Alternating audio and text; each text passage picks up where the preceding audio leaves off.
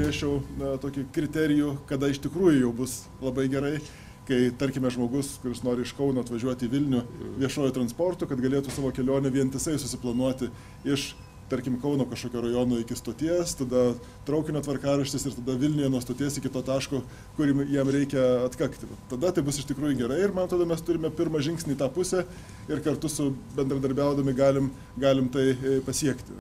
Galite matyti visus maršrutus viešojo transporto, tiek troleibusų, tiek autobusų. Galite matyti visas stoteles. Paspaudus ant kažkurios mėlynos ikonėlės jūs galite pamatyti būtent tos stotelės informaciją, kokie autobusai, troleibusai iš jos išvažiuoja, pamatyti maršrutus, kada bus artimiausias autobusas. Lygiai taip pat yra tai interaktyvioje nuorodoje ir pateikiama statistika apie maršrutų punktualumą. Tai vėlgi mes parodom žmonėm, kiek kiekvienas maršrutas procentaliai yra punktualus, kiek nepunktualus. Ir net patys savo matom tas problemas, iš tikrųjų, kurios yra ir kurias mums reikėtų pirmiausia spręsti.